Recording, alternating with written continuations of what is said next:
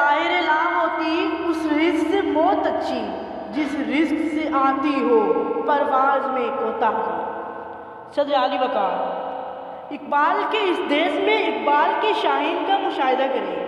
وہ شکار کی تلاش میں سرگرداں رہتا ہے، لیکن جناب والا چیل کووں کی طرح مرا ہوا شکار نہیں کھاتا۔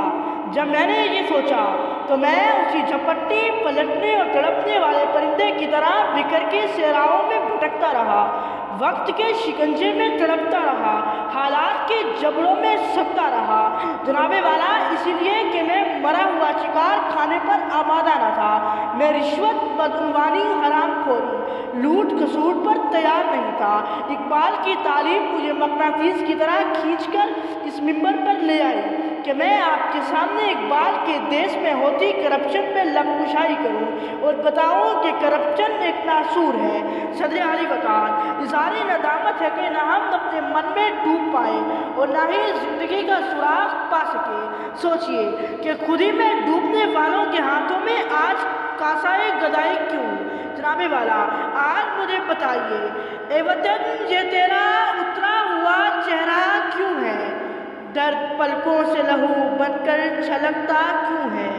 ایک سانس میں تنقید کا پہرا کیوں ہے؟ ایک سانس میں تنقید کا پہرا کیوں ہے؟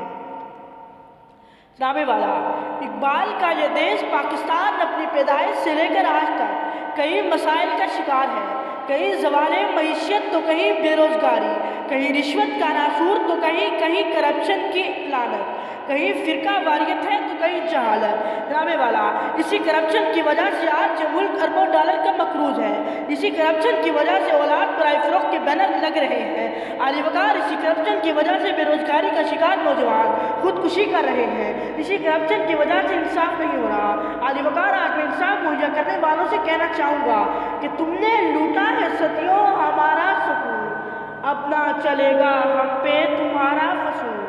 چارہ گر میں تمہیں کس طرح سے کہوں، تم نہیں چارہ گر، کوئی مانے مگر میں نہیں مانتا، میں نہیں مانتا۔ شکریہ۔